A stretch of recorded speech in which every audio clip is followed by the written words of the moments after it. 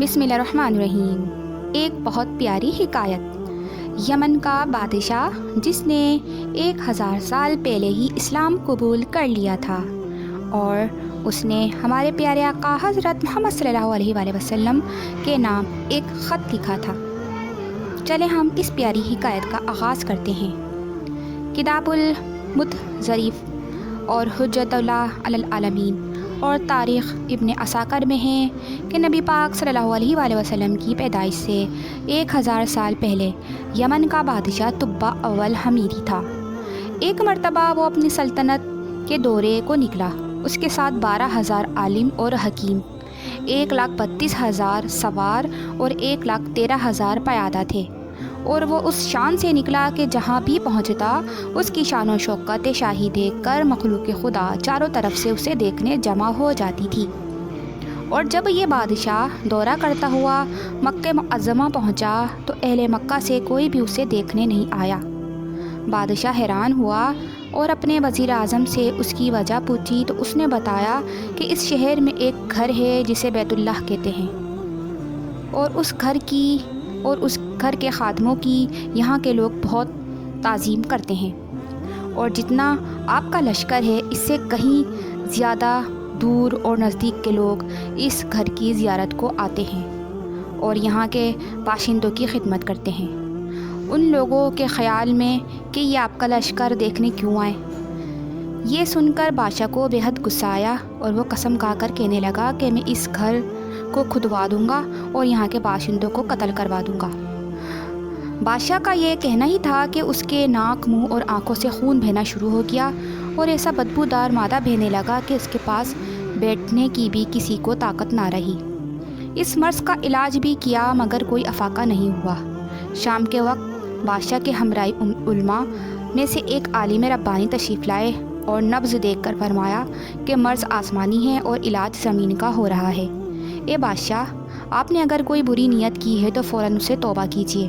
بادشاہ نے دل میں بیت اللہ شریف اور خدام کعبہ کے متعلق اپنے ارادے سے توبہ کی۔ توبہ کرتے ہی اس کا وہ خون اور مادہ بہنا بند ہو گیا، اور پھر صحت کی خوشی میں اس نے بیت اللہ شریف کو ریشمی غلاف چڑھایا اور شہر کے ہر باشندے کو 7 اشرفی اور 7 ریشمی جوڑے نظر کیے۔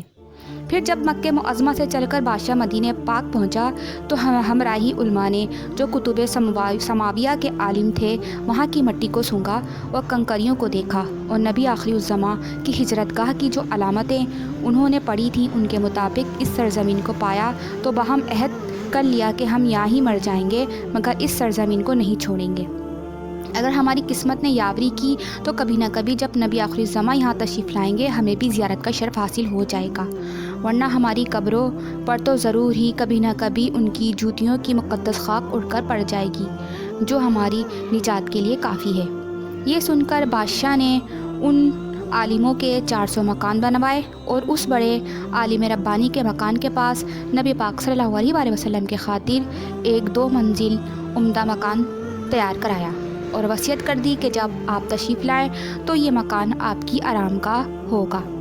ان 400 علماء کی کافی مالی امداد بھی کی اور کہا کہ تم ہمیشہ یہیں رہو، اور پھر اس بڑے عالم ربانی کو ایک خط دیا اور کہا کہ میرا یہ خط اس نبی آخر الزماں صلی اللہ علیہ وآلہ وسلم کی خدمت اقدس میں پیش کر دینا، اور اگر زندگی بھر تمہیں حضور پاک کی زیارت کا موقع نہ ملے تو اپنی اولاد کو وصیت کر دینا کہ نسلاً بعد نسل میرا یہ خط محفوظ رکھیں حتیٰ کہ سرکار صلی اللہ علیہ وسلم کی خدمت میں پیش کیا جائے۔ یہ کہہ کر بادشاہ وہاں سے چل دیا۔ سامعین، وہ خط نبی کریم صلی اللہ علیہ وآلہ وسلم کی خدمت میں 1000 سال بعد پیش ہوا۔ کیسے ہوا اور خط میں کیا لکھا تھا سنیے اور عصمت رسول کا اعتراف فرمائیے۔ خط کا مضمون یہ تھا، سماعت کیجیے۔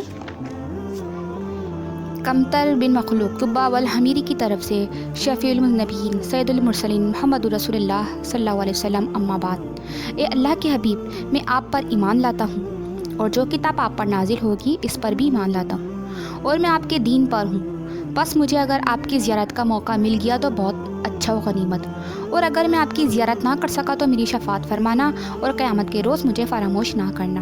میں آپ کی پہلی امت میں سے ہوں اور آپ کے ساتھ آپ کی آمد سے پہلے ہی بیعت کرتا ہوں۔ میں گواہی دیتا ہوں کہ اللہ ایک ہے اور آپ اس کے سچے رسول ہیں۔